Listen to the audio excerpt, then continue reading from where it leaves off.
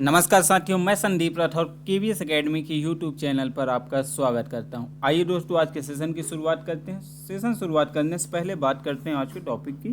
तो साथियों, हमारा चल रहा था यूनिट 6। यूनिट 6 में हम देख रहे थे भारतीय अर्थव्यवस्था। जी हाँ, यूनिट 6 में क्या देख रहे थे? भारतीय अर्थव्यवस्था। भारतीय अर्थव्यवस्था में आज देखेंगे हम सेवा क्षेत्र। पहले देख लिए थे कृषि क्षेत्र, फिर उद्योग देख लिए थे, अब देखेंगे सेवा क्षेत्र और क्लास नंबर हमारी 34 है। आइए शुरुआत करते हैं आज के सेशन की। तो साथियों, ये रहा आज का आपका पहला प्रश्न। अर्थव्यवस्था के तृतीयक क्षेत्र का संबंध किससे है? तृतीयक क्षेत्र का संबंध किससे है? पहला ऑप्शन कृषि से, दूसरा ऑप्शन उद्योग से, तीसरा ऑप्शन सेवा से और चौथा ऑप्शन उपरोक्त में से कोई नहीं। आप लोग जल्दी से कमेंट कीजिए कि तृतीयक क्षेत्र का संबंध किससे है। तो साथियों, आपका सही आंसर होगा तृतीयक क्षेत्र का संबंध किससे है? सेवा से। जी हाँ, तृतीयक क्षेत्र का संबंध किससे है? सेवा क्षेत्र से।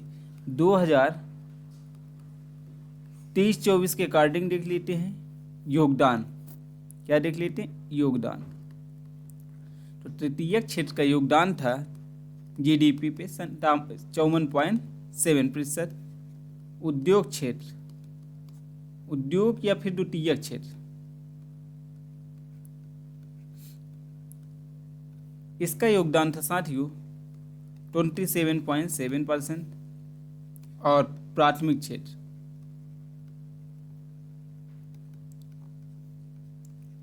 इसका योगदान था आपका 17.7%। ठीक है, किसका कितना योगदान था? तृतीयक क्षेत्र या फिर सेवा क्षेत्र,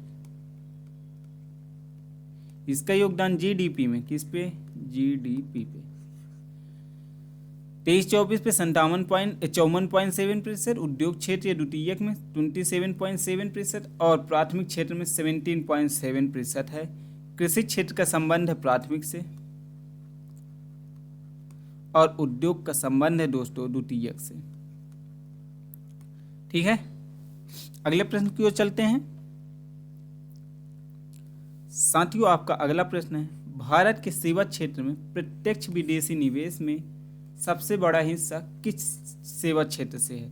मतलब प्रत्यक्ष विदेशी निवेश में किस क्षेत्र का ज़्यादा योगदान है? पहला ऑप्शन है रियल एस्टेट, दूसरा ऑप्शन है कंप्यूटर एवं हार्डवेयर, तीसरा ऑप्शन है आपका रेस्टोरेंट और चौथा ऑप्शन है पर्यटन। तो साथियों, जल्दी से कमेंट कीजिए क्या होगा आपका सही आंसर। तो साथियों, आपका सही आंसर होगा कि भारत के तृतीयक क्षेत्र में प्रत्यक्ष विदेशी निवेश में क्षेत्र में कंप्यूटर एवं हार्डवेयर का योगदान ज़्यादा है, फिर सबसे बड़ा हिस्सेदारी है। अगले प्रश्न की ओर चलते हैं। देखिए, सेवा क्षेत्र में ऐसा सच कुछ डिटेल नहीं रहती। यदि जहाँ पे भी डिटेल रहेगा हम आप लोगों को बता देंगे, बट जहाँ पे अभी डिटेल नहीं है अपन सीधा देखते चलेंगे। ठीक है साथियों, ये रहा आपका अगला प्रश्न। भारत के सेवा निर्यात में सबसे बड़ी हिस्सेदारी किन सेवाओं की है? हिस्सेदारी किन सेवाओं की? पहला दूरसंचार, दूसरा कंप्यूटर और तीसरा सूचना सेवा। पहला ऑप्शन है केवल 1 और 2, दूसरा ऑप्शन है केवल 2 और 3 और तीसरा ऑप्शन है 1, 2, 3 और चौथा ऑप्शन है साथियों उपरोक्त में से कोई नहीं। क्या होगा आपका सही आंसर कि भारत के सेवा निर्यात में सबसे बड़ी हिस्सेदारी किन सेवाओं की है?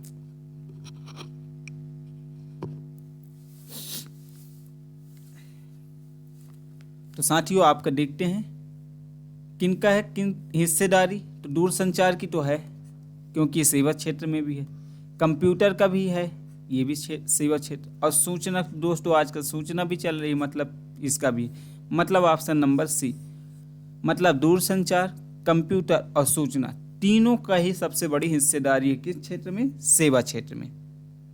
ठीक है साथियों, अगले प्रश्न की ओर चलते हैं। ये रहा आपका अगला प्रश्न। ई बीज परियोजना कब प्रारंभ हुआ? क्या? ई बीज परियोजना। पहला ऑप्शन जून 2009, दूसरा ऑप्शन अगस्त 2010, तीसरा ऑप्शन जुलाई 2009 और साथियों चौथा ऑप्शन जून 2010।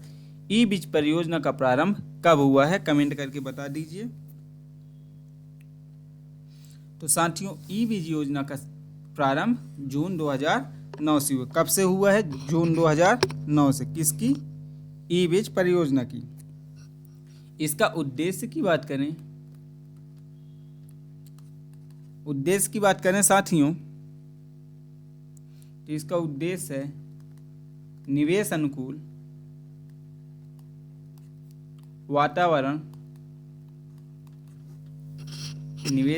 वातावरण तैयार करना।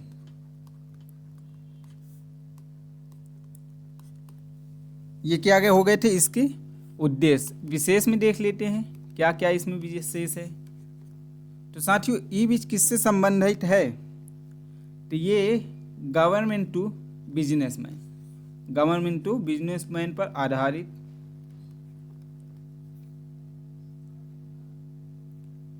और साथ ही 2013 में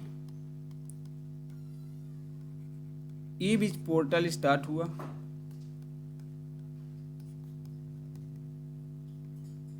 ई बीज पोर्टल कब प्रारंभ हुआ? 2013 में हुआ है।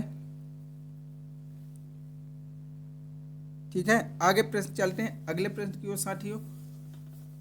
इसमें क्या क्या देख ली? ई बीज 2009 में उद्देश्य निवेश अनुकूल वातावरण तैयार करना है, गवर्नमेंट टू बिजनेसमैन पर आधारित है और 2013 में ई बीज पोर्टल प्रारंभ हुआ है। और सेवाएं कब से दी है? तो सेवा प्रदान की बात करें दोस्तों तो ये 2014 से प्रारंभ हुआ है। अगले प्रश्न की ओर चलते हैं। ये रहा आपका अगला प्रश्न। सेतु कार्यक्रम कब से प्रारंभ हुआ? सेतु कार्य पहला 4 मार्च 2016, दूसरा 8 अगस्त 2019, तीसरा 4 मार्च 2017 और साथ ही चौथा ऑप्शन है 9 अगस्त 2016। सेतु कार्यक्रम कब से प्रारंभ हुआ है?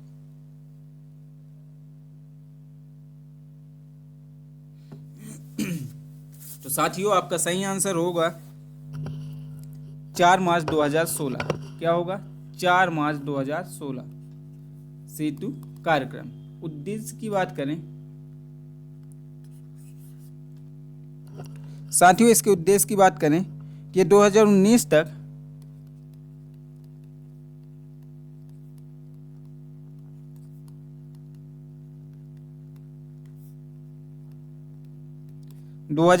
तक सभी नेशनल हाईवे को रेलवे क्रॉसिंग से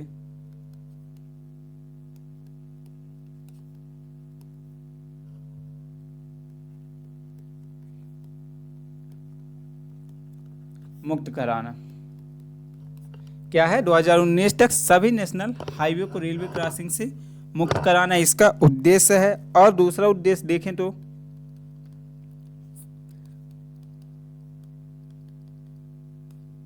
राष्ट्रीय राजमार्ग पर पुलों का निर्माण करना। ये किसका है? सेतु कार्यक्रम योजना का उद्देश्य है। स्टार्ट कब से हुआ? तो 4 मार्च 2016 से प्रारंभ हुआ था। अगले प्रश्न की ओर चलते हैं। आपका अगला प्रश्न है, भारत में कौन सा शीर्ष फर्स्ट मान्यता प्राप्त स्टार्टअप वाला उद्योग है? शीर्ष फर्स्ट मान्यता प्राप्त स्टार्टअप, पहला शिक्षा, दूसरा व्यावसायिक एवं वाणिज्यिक सेवाएं, तीसरा सूचना प्रौद्योगिकी सेवाएं और साथ ही चौथा ऑप्शन है खाद्य एवं पेय पदार्थ। कमेंट कीजिए क्या होगा आपका सही आंसर। तो साथियों, आपका सही आंसर होगा सूचना एवं प्रौद्योगिकी सेवाएं। ठीक है, अगले प्रश्न की ओर चलते हैं।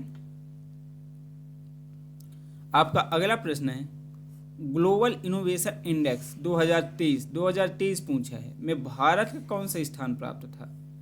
पहला 30, दूसरा ऑप्शन है 20, तीसरा ऑप्शन है 40 और चौथा ऑप्शन है 65। कमेंट कीजिए कि ग्लोबल इनोवेशन इंडेक्स 2023 में भारत का कौन सा स्थान था?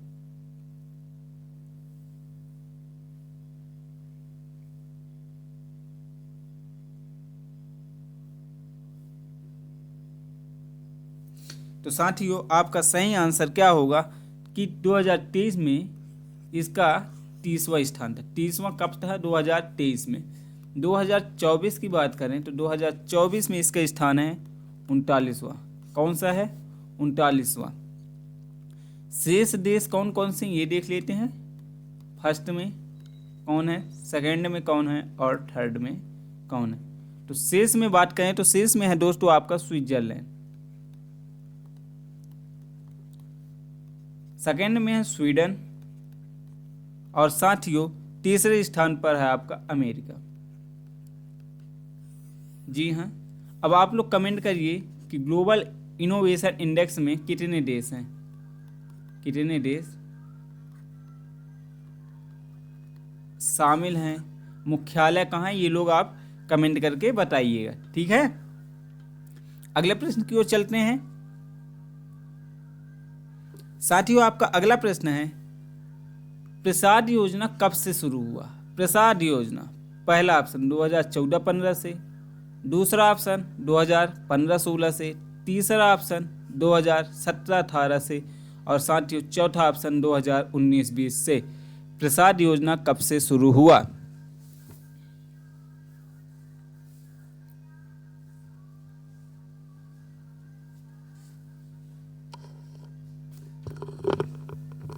जल्दी से बताइए साथियों, कब से हुआ प्रसाद योजना प्रारंभ।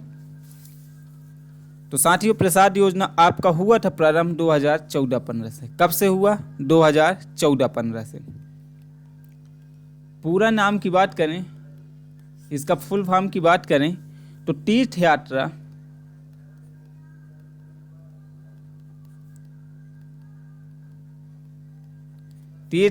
कायाकल्प तथा आध्यात्मिक संवर्धन अभियान, ये है प्रसाद का फुल फॉर्म। किसका है, प्रसाद का। तीर्थ यात्रा कायाकल्प तथा आध्यात्मिक संवर्धन अभियान है। विशेष की बात करें, विशेष क्या है इस योजना की, तो साथियों विशेष है इस योजना का कि यह योजना देश के 13 शहरों में, देश के 13 शहरों में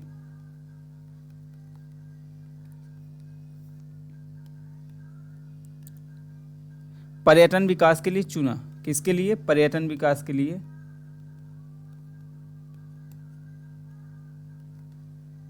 चुना। इसका उद्देश्य की बात करें साथियों, उद्देश्य क्या है किसका, प्रसाद योजना। तो प्रसाद योजना का उद्देश्य है सस्ती तीर्थ यात्रा, सस्ती तीर्थ यात्रा पर्यटन को प्रोत्साहित करना। ठीक है, पर्यटन को प्रोत्साहित करना। प्रसाद योजना कब से प्रारंभ हुआ, 2014-15 से। इसका फुल फॉर्म देखें तो तीर्थ यात्रा कायाकल्प तथा आध्यात्मिक संवर्धन अभियान है। इसकी उद्देश्य की बात करें तो उद्देश्य है साथियों सस्ती तीर्थ यात्रा पर्यटन को प्रोत्साहित करना। और इसमें विशेष बात यह है कि ये देश के 13 शहरों को पर्यटन विकास के लिए चुना गया है। इसमें कितने देश को, 13 शहर को। ठीक है, अगले प्रश्न की ओर चलते हैं। साथियों आपका अगला प्रश्न है, अटल अन्वेषण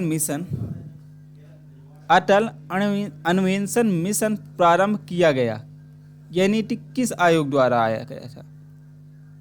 ठीक है, अटल अन्वेषण मिशन किस वर्ष नीति आयोग द्वारा प्रारंभ किया गया था। ठीक है, ये प्रश्न यहाँ पे थोड़ा सा मिस्टेक हुआ है। पहला ऑप्शन 2016 में, दूसरा ऑप्शन 2015 में, तीसरा ऑप्शन 2017 में और चौथा ऑप्शन 2018 में। अटल अन्वेषण मिशन किस वर्ष नीति आयोग द्वारा प्रारंभ किया गया, जल्दी से बताइए दोस्तों। तो साथियों आपका सही आंसर क्या होगा, 2016 में। कब किया गया, 2016 में। उद्देश्य की बात कर लेते हैं। वे स्कूल, विश्वविद्यालय,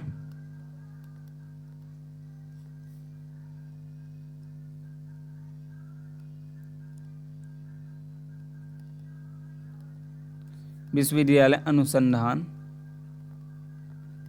संस्थानों, MSME उद्योग को क्या करना है, बढ़ावा देना। ये किस क्या है इसका उद्देश्य। और उद्देश्य की बात क्या करें तो ये देश भर में नवाचार और उद्यमिता को बढ़ावा, नवाचार और उद्यमिता को बढ़ावा देना, ये क्या है इसका उद्देश्य। तो अटल अन्वेषण मिशन कब से चालू हुआ? 2016 से। उद्देश्य स्कूल, विश्वविद्यालय, अनुसंधान संस्थानों, MSME उद्योग को बढ़ावा देना और साथ ही नवाचार और उद्यमिता को भी बढ़ावा देना इसका उद्देश्य था। अगले प्रश्न की ओर चलते हैं। साथियों, आपका अगला प्रश्न है 2021 में देशी पर्यटकों को आकर्षित करने वाला शीर्ष राज्य कौन है? देशी पर्यटक को पहला ऑप्शन है कर्नाटक, दूसरा ऑप्शन है तमिलनाडु, तीसरा ऑप्शन है केरल और चौथा ऑप्शन है पंजाब। जी हाँ, 2021 में देशी पर्यटकों को आकर्षित करने वाला शीर्ष राज्य कौन सा है?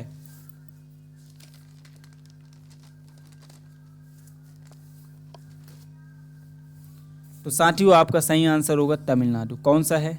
तमिलनाडु। ये तो देशी के लिए है। विदेशी पर्यटकों को कौन सा राज्य आकर्षित किया है? तो विदेशी के लिए है दोस्तों आपका पंजाब। कौन सा है? पंजाब। यदि विदेशी पूछेगा तो आपका पंजाब होगा। अगले प्रश्न की ओर चलते हैं। आपका अगला प्रश्न है विश्व में वर्ष 2020 से 23 में पर्यटन आगमन के मामले में कौन शीर्ष स्थान पर है? कौन सा देश? पहला ऑप्शन भारत, दूसरा ऑप्शन अमेरिका, तीसरा ऑप्शन फ्रांस और साथियों चौथा ऑप्शन चीन। पर्यटन आगमन के मामले में कौन शीर्ष स्थान पर है?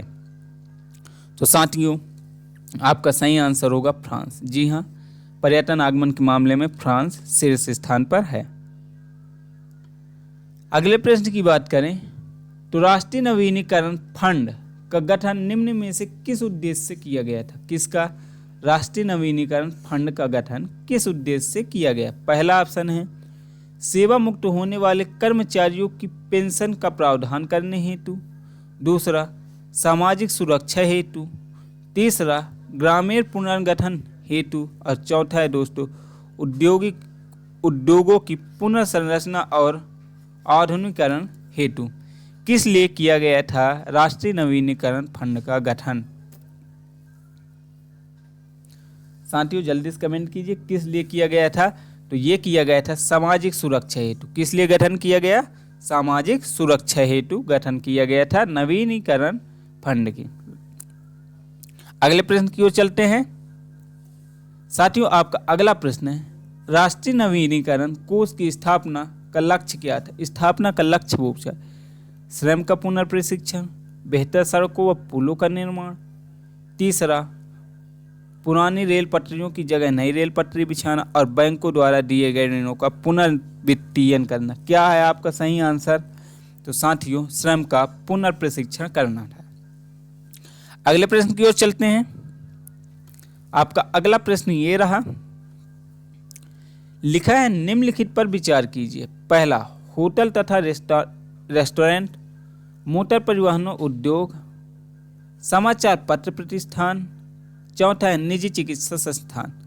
देखिए नीचे क्या लिखा है, उपर्युक्त में से किस इकाई या किन इकाइयों के कर्मचारी या कर्मचारी राज्य बीमा योजना के अंतर्गत सामाजिक सुरक्षा कवच प्राप्त कर सकते हैं? पहला ऑप्शन है केवल 1, 2 और 3, दूसरा ऑप्शन है केवल 4, तीसरा ऑप्शन है साथियों 1, 3 और 4 और चौथा ऑप्शन है 1, 2, 3, 4। क्या होगा आपका सही आंसर? निम्नलिखित पर विचार करिए। तो साथियों देखते हैं, होटल तथा रेस्टोरेंट ये तो सही है दोस्तों, ये कर्मचारी राज्य बीमा योजना के अंतर्गत आएगा। दूसरा है मोटर परिवहन, ये भी सही है साथियों। तीसरा ऑप्शन समाचार पत्र प्रतिष्ठान, ये भी सही है। और निजी चिकित्सा संस्थान, ये भी कर्मचारी राज्य बीमा योजना के अंतर्गत आएगा। मतलब आपका ऑप्शन नंबर डी है। मतलब 1, 2, 3 और 4 चारों ही सही हैं। अगले प्रश्न की ओर चलते हैं। आपका अगला प्रश्न है, भारत में तटीय क्षेत्र में सम्मिलित है। तटीय क्षेत्र में पहला व्यापार एवं परिवहन, दूसरा वित्त एवं वास्तविक संपदा और तीसरा है वानिकी और मत्स्यिकी। नीचे दिखा है, नीचे दिए गए कूट से सही उत्तर की चयन कीजिए। मतलब तृतीय क्षेत्र में कौन शामिल है? पहला ऑप्शन है केवल एक, दूसरा ऑप्शन है 1 और 2, तीसरा ऑप्शन है साथियों 2 और 3 और चौथा ऑप्शन है केवल 3। क्या होगा आपका सही आंसर? तृतीय क्षेत्र में क्या सम्मिलित है?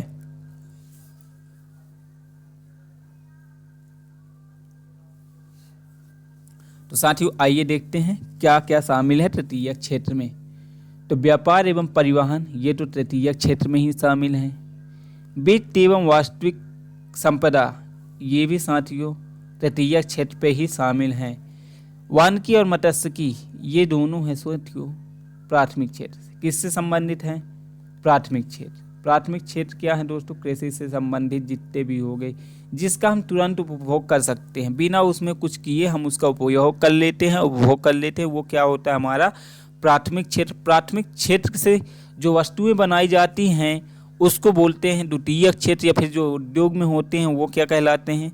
द्वितीयक क्षेत्र। एक तरह से मान लो चावल से पोहा बनाने का जो उद्योग है वो है द्वितीयक क्षेत्र ही है।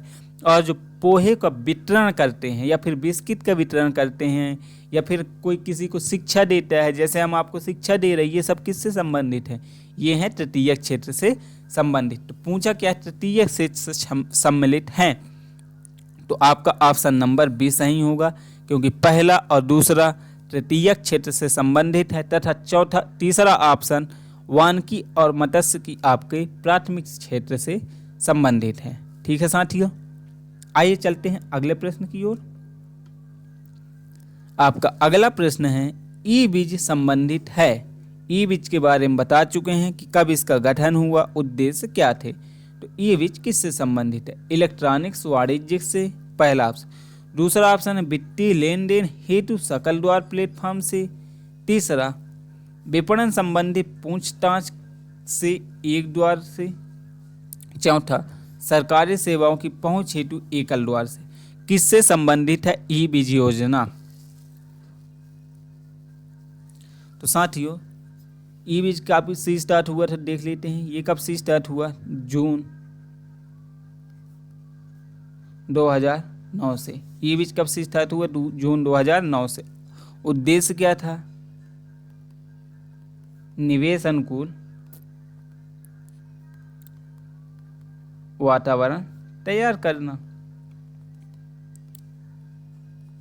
अर्थात ई बीज क्या पूछा है? किससे संबंधित? सरकारी सेवाओं की पहुंच हेतु एकल द्वार से संबंधित है। किससे? सरकारी सेवाओं की पहुंच हेतु एकल द्वार से ई बीज का संबंध है। अगले प्रश्न की ओर चलते हैं। साथियों आपका अगला प्रश्न है एक अंतर्राष्ट्रीय वित्तीय सेवा केंद्र स्थापित किया गया है। एक अंतर्राष्ट्रीय वित्तीय सेवा केंद्र कहाँ स्थापित किया गया? पहला ऑप्शन गांधीनगर में, दूसरा ऑप्शन मुंबई में, तीसरा ऑप्शन अहमदाबाद में, चौथा ऑप्शन बेंगलुरु में। कहाँ स्थापित किया गया है अंतर्राष्ट्रीय वित्तीय सेवा केंद्र? तो साथियों आपका सही आंसर होगा गांधीनगर में। गांधीनगर कहाँ है? गुजरात में। गुजरात से कौन संबंधित है? तो हमारे प्यारे प्रधानमंत्री नरेंद्र मोदी जी। ठीक है, अगले प्रश्न की ओर चलते हैं। साथियों आपका अगला प्रश्न है भारत सरकार द्वारा शुरू की गई स्वदेश दर्शन योजना। क्या? स्वदेश दर्शन योजना में निम्नलिखित में से किस पर्यटन सर्किट का विकास शामिल नहीं है? शामिल नहीं है विकास सर्किट का। भारत सरकार द्वारा शुरू की गई स्वदेश दर्शन योजना में किस पर्यटन सर्किट का विकास शामिल नहीं है? पहला ऑप्शन है हेरिटेज सर्किट, दूसरा ऑप्शन है सूफी सर्किट, तीसरा ऑप्शन है रामायण सर्किट, चौथा ऑप्शन है उपर्युक्त सभी पर्यटन सर्किट का हिस्सा है। क्या होगा आपका सही आंसर? कमेंट करके बताइए आप लोग।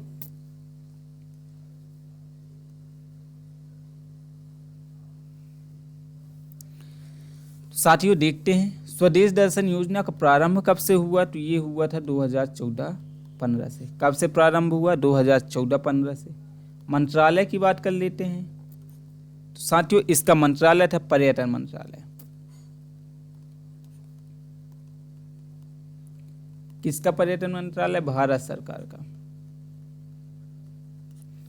उद्देश्य की बात कर लेते हैं। उद्देश्य की बात करें दोस्तों तो पर्यटन सर्किट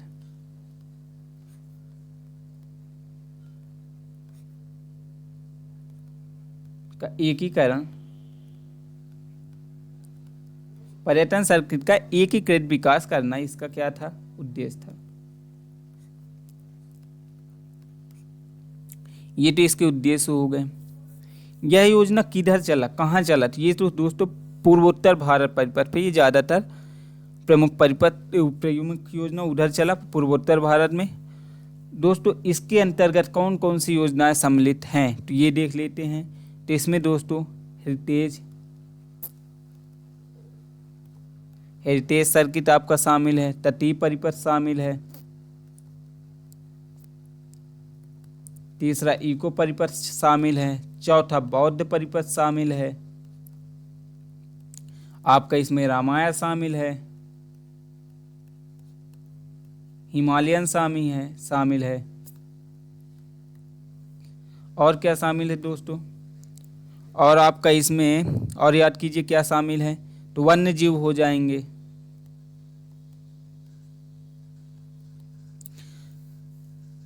रामायण है तो रामायण किससे संबंधित है? आध्यात्मिक से, तो आध्यात्मिक भी इसमें शामिल है। अभी तो मेरे को फिलहाल इतना याद आ रहा।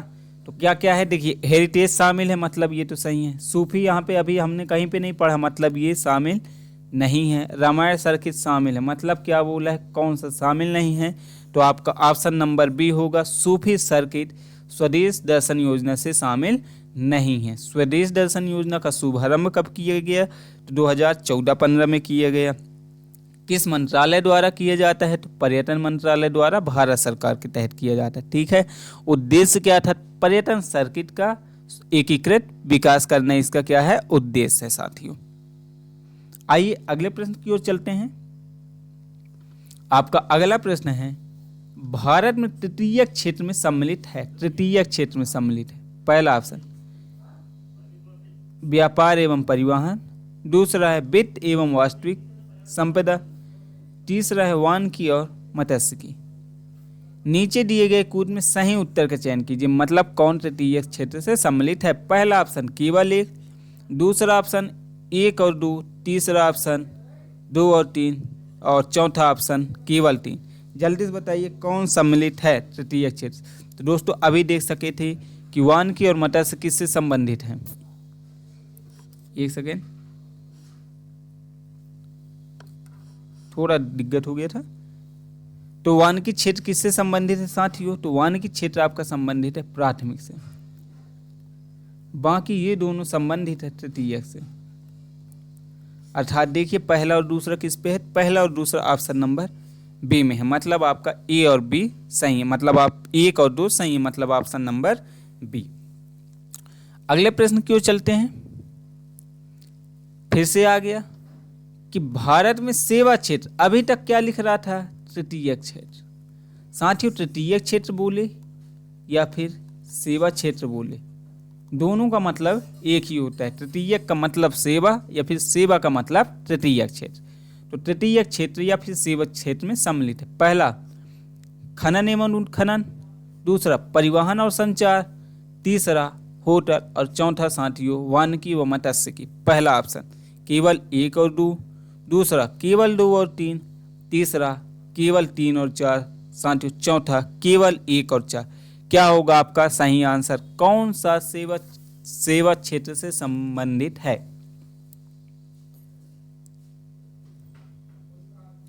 तो आइए देखते हैं दोस्तों, खनन एवं उत्खनन ये किससे संबंधित है? आपका प्राथमिक से। किससे संबंधित है? प्राथमिक से संबंधित है। दूसरा देखते परिवहन और संचार, तो परिवहन संचार किससे है? तृतीयक, अर्थात आपका किससे? सेवा से। होटल किससे संबंधित है? ये भी सेवा प्रदान करती है ना। आप कहीं घूमने जाएंगे तो कहाँ ठहरते हैं? होटल में। तो होटल आपको क्या प्रदान करता है? सेवा प्रदान करता है, अर्थात किससे? सेवा से या फिर तृतीय क्षेत्र से। और वानिकी का भी देख लिए थे किससे? प्राथमिक से। मतलब दूसरा और तीसरा आपका सेवा क्षेत्र से संबंधित है। मतलब देखो ऑप्शन किस ऑप्शन में दूसरा और तीसरा है, तो साथियों ऑप्शन बी में आपका दूसरा और तीसरा है, मतलब आपका ऑप्शन नंबर बी सही आंसर होगा। ठीक है, अगले प्रश्न की ओर चलते हैं। आपका अगला प्रश्न है, निम्नलिखित में से कौन एक तृतीयक क्रियाकलाप है? तृतीयक क्रियाकलाप वानिकी, विनिर्माण, कृषि, विपणन। जल्दी से बताइए क्या है तृतीयक क्रियाकलाप। तो देखते हैं साथियों क्या है आपका तृतीयक क्रियाकलाप। तो आपका वानिकी क्या है? तृतीयक है। वानिकी क्या है? प्राथमिक है। वानिकी क्या है? प्राथमिक। विनिर्माण ये द्वितीयक। आप लोग पढ़ते हैं ना, प्राथमिक क्षेत्र का विनिर्माण ही करना क्या है? द्वितीयक क्षेत्र है। कृषि क्या है? प्राथमिक क्षेत्र। कृषि साथियों यही कृषि क्षेत्र की वस्तुओं का क्या किया जाता है? विनिर्माण, अर्थात वो द्वितीयक क्षेत्र में शामिल हो जाता है। और विपणन क्या है आपका साथियों? तो ये है तृतीयक क्षेत्र। विपणन मतलब बेचना ओचना, ये सब क्या है? स्किल वाला सब। तो ये क्या है? तृतीयक क्षेत्र से संबंधित है। मतलब option number D is the correct answer आपका सही होगा। ठीक है, अगले प्रश्न की ओर चलते हैं। आपका अगला प्रश्न है, परिवहन, संचार, वाणिज्य किसके अंतर्गत आते हैं? पहला ऑप्शन प्राथमिक गतिविधि, दूसरा ऑप्शन द्वितीयक गतिविधि, तीसरा ऑप्शन तृतीयक गतिविधि और दोस्तों चौथा ऑप्शन ग्रामीण गतिविधि। किसके अंतर्गत आते हैं? परिवहन, संचार और वाणिज्यिक। तो साथियों आपके तृतीयक क्षेत्र के अंतर्गत आएंगे। मतलब परिवहन, संचार ये सब कौन से संबंधित है? तृतीयक क्षेत्र से संबंधित है। अगले प्रश्न की ओर चलते हैं। साथियों आपका अगला प्रश्न, सेवा क्षेत्र में किस वर्ग का भारत में जीडीपी में सर्वाधिक हिस्सा 2006 में रहा? 2006 में पूछा है। पहला ऑप्शन व्यापार, होटल, परिवहन, संचार, वित्तीय विवरण, स्थावर संपदा, कारोबारी सेवाएं। तीसरा ऑप्शन सामुदायिक सामाजिक व्यक्ति सेवाएं और चौथा ऑप्शन भवन निर्माण। 2006 के बारे में पूछा है दोस्तों कि किस वर्ग का सबसे ज़्यादा योगदान जीडीपी में रहा। जल्दी से कमेंट कीजिए किस का रहा दोस्तों। तो साथियों सेवा क्षेत्र में सर्वाधिक योगदान व्यापार, होटल और परिवहन संचार का योगदान सर्वाधिक रहा। कब? 2006 में। अगले प्रश्न की ओर चलते हैं। आपका अगला प्रश्न है, 1980 से, कब से? 1980 से सकल घरेलू उत्पाद की कुल राशि में तृतीयक क्षेत्र की हिस्सेदारी क्या थी? मतलब बढ़ी कि घटी? क्या है? तृतीयक क्षेत्र की हिस्सेदारी बढ़ती जा रही है फिर घटती जा रही, ये बताना है। पहला ऑप्शन बढ़ने की प्रवृत्ति दर्शाए, घटने की प्रवृत्ति, स्थिर बनी है या बढ़ती घटती है। क्या है तृतीयक क्षेत्र का? बढ़ रही है, घट रही है या फिर स्थिर बनी हुई है या फिर बढ़ती भी है और घटती भी है। तो साथियों क्या होगा? साल दर साल क्या होती जा रही है? ये बढ़ती जा रही है। मतलब रुकने का नाम नहीं ले रहा, ना तो स्थिर है ना तो घट बढ़ रही है, ठीक है, ना ही घट रहा, केवल ये क्या होती जा रही है? बढ़ते जा रही है। अगले प्रश्न की ओर चलते हैं। आपका अब अगला प्रश्न है, ट्राई निम्नलिखित में से किस क्षेत्र के नियामक संस्था है? ट्राई पहला यातायात, दूसरा पर्यटन, तीसरा तकनीकी शिक्षा और साथियों चौथा ऑप्शन है दूरसंचार। किससे संबंधित है ट्राई? कमेंट करिए कि ट्राई का संबंध किससे है। तो साथियों ट्राई का संबंध किससे है? दूरसंचार से। किससे संबंधित है ट्राई? दूरसंचार से संबंधित है। अगले प्रश्न की ओर चलते हैं। आपका अगला प्रश्न है, राष्ट्रीय शिक्षा नीति 2020 का प्रारूप किस समिति की सिफारिश के आधार पर तैयार किया गया? किसका? राष्ट्रीय शिक्षा नीति 2020 का प्रारूप किस समिति की सिफारिश के आधार पर तैयार किया गया था? पहला कृष्ण स्वामी कस्तूरी रंजन समिति, श्री रंगराजन समिति, अखिलेश रंजन समिति और चौथा ऑप्शन है जे रेड्डी समिति। किसके समिति पर राष्ट्रीय शिक्षा नीति 2020 का प्रारूप तैयार किया गया था?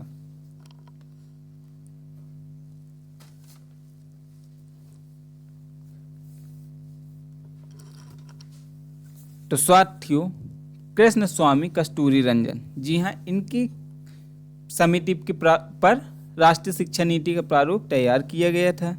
अब श्री रंगराजन के बारे में देख लेते हैं। तो इन पे क्या किया गया था? इन पे बचत,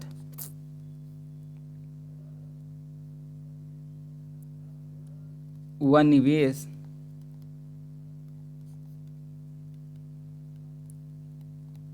आंकड़ों की समीक्षा। क्या किया था? बचत या निवेश आंकड़ों की समीक्षा किया गया था। किसमें? श्री रंगराजन समिति। अखिलेश रंजन समिति में क्या किया गया था? इसमें ई कॉमर्स सेतु व्यापार मॉडल की जांच। क्या किया गया था? ई कॉमर्स हेतु व्यापार मॉडल की जांच। और जे रेड्डी समिति, इसमें हुआ था बीमा क्षेत्र का सुधार। क्या हुआ था साथियों? बीमा क्षेत्र में सुधार हुआ था। किसके तहत? जे रेड्डी समिति के तहत। और राष्ट्रीय शिक्षा नीति 2020 का प्रारूप किसके तहत, किस समिति में तैयार हुआ था? कृष्णा स्वामी कस्तूरी रंजन समिति के तहत। अगले प्रश्न की ओर चलते हैं। साथियों, आपका अगला प्रश्न है, भारत में बेटी बचाओ बेटी पढ़ाओ योजना का प्रारंभ कब हुआ? बेटी बचाओ बेटी पढ़ाओ। पहला ऑप्शन 21 जनवरी 2015, दूसरा ऑप्शन 22 जनवरी 2015, तीसरा ऑप्शन है साथियों 23 जनवरी 2015 और चौथा ऑप्शन है 24 जनवरी 2015। भारत में बेटी बचाओ बेटी पढ़ाओ योजना कब से प्रारंभ हुआ?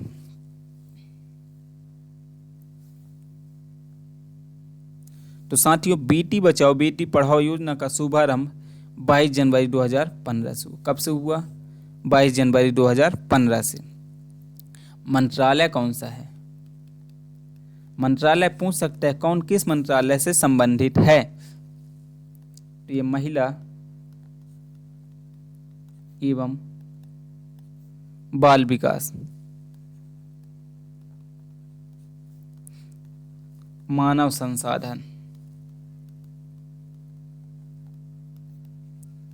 संसाधन विकास, ये किसके अंतर्गत आता है? शिक्षा मंत्रालय।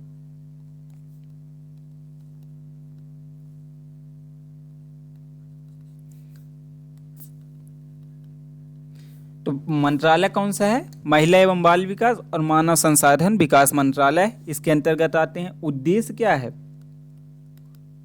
योजना करने का तो कुछ पर्पस होता है ना, किस पर्पस से लाया जाता है, किस उद्देश्य? लिंग भेदभाव में समाप्ति, लिंग के भेदभाव में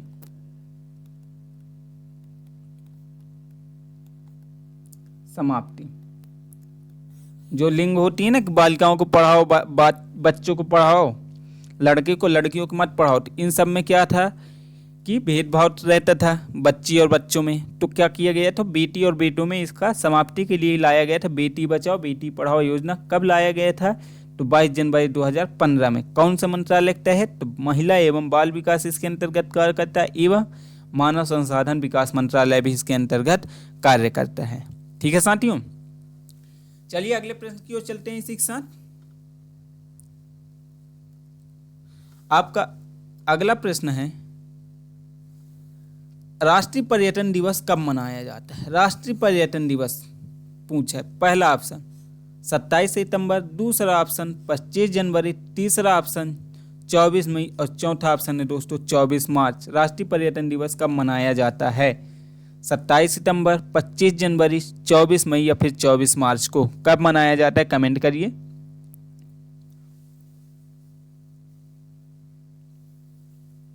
तो साथियों, राष्ट्रीय पर्यटन दिवस 25 जनवरी को मनाया जाता है। कब मनाया जाता है? 25 जनवरी को।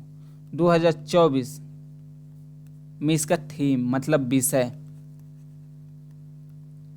2024 में इसका विषय क्या था दोस्तों?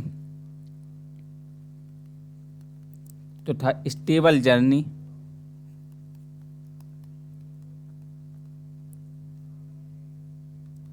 Timeless memory. क्या था 2024 का टैगलाइन मतलब विषय? Stable journey, timeless memory. ये क्या था? इसका थीम था। अब तो अपन ने देख लिया कि राष्ट्रीय पर्यटन दिवस कब मनाया जाता है। अब देख लो विश्व पर्यटन दिवस। विश्व पर्यटन दिवस। तो साथियों विश्व पर्यटन दिवस कब मनाया जाता है? 27 सितंबर को। कब मनाया जाता है? 27 सितंबर। इसका भी थीम क्या था 2024 में? थीम 2024 का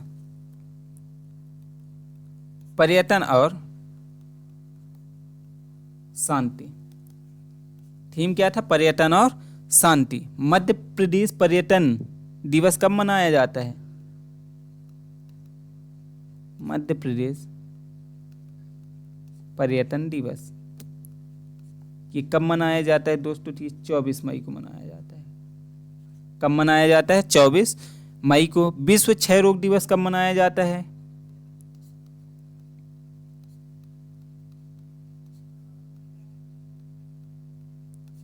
विश्व क्षय रोग दिवस की बात करें तो ये 24 मार्च को मनाया जाता है। कब मनाया जाता है? 24 मार्च को। देख लिए कब कौन सा मनाया जाता है। तो राष्ट्रीय पर्यटन दिवस दोस्तों 25 जनवरी को मनाया जाता है। विश्व पर्यटन दिवस 27 सितंबर को मनाया जाता है। मध्य प्रदेश पर्यटन दिवस 24 मई को मनाया जाता है और विश्व क्षय रोग दिवस 24 मार्च को मनाया जाता है। हम साथ में देख लीजिए राष्ट्रीय पर्यटन दिवस 2024 का थीम क्या था? Stable journey, timeline, memory. और विश्व पर्यटन दिवस 2000 का कब मनाया गया? 27 सितंबर, जिसका थीम था आपका पर्यटन और शांति। अगले प्रश्न की ओर चलते हैं साथियों। आपका अगला प्रश्न है भारत सरकार द्वारा प्रारंभ डिजिटल इंडिया मिशन। भारत सरकार द्वारा प्रारंभ डिजिटल इंडिया मिशन के संदर्भ में असत्य कथन का चयन करना है। पहला ऑप्शन, डिजिटल इंडिया मिशन का प्रारंभ 1 जनवरी 2015 में हुआ। इलेक्ट्रॉनिक्स एवं सूचना प्रौद्योगिकी मंत्रालय इस मिशन हेतु नोडल मंत्रालय है। तीसरा, मिशन का उद्देश्य डिजिटल रूप में सशक्त समाज व ज्ञान आधारित अर्थव्यवस्था का विकास करना। और चौथा ऑप्शन है मिशन के अंतर्गत मुख्य रूप से 9 स्तंभ शामिल हैं। साथियों क्या होगा आपका सही आंसर? कमेंट करके जल्दी से बता दीजिए।